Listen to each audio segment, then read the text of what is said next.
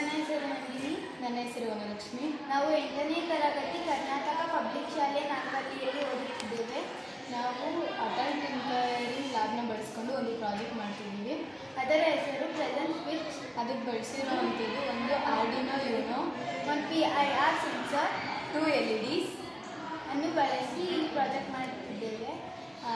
ಈ ಪ್ರಾಜೆಕ್ಟ್ ಹೆಸರಲ್ಲೇ ಇದೆ ಪ್ರೆಸೆನ್ಸ್ ಸ್ವಿಚ್ ಅಂತ. ಪ್ರೆಸೆನ್ಸ್ ಅಂದರೆ ಈಗ ಎಲೆಕ್ಟ್ರಿಸಿಟಿ ತುಂಬ ವೇಸ್ಟ್ ಆಗ್ತಿದೆ. ಯಾರಾದರೂ ಮೆಟ್ಲು ಹತ್ತಬೇಕಾದ್ರೆ ಸುಮ್ಮನೆ ಲೈಟ್ ಆನ್ ಆಗೇ ಇರುತ್ತೆ.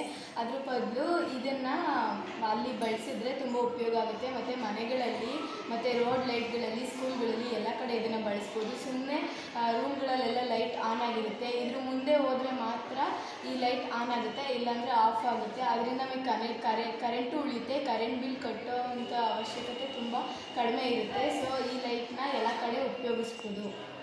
ಇದನ್ನು ಉಪಯೋಗಿಸೋದು ಅದ್ರ ಹತ್ರ ಯಾರಾದರೂ ಕೈ ಇಟ್ಟರೆ ಮಾತ್ರ ಅದು ಆನ್ ಆಗುತ್ತೆ, ಇಲ್ಲಾಂದರೆ ಅದು ಆಫ್ ಆಗುತ್ತೆ.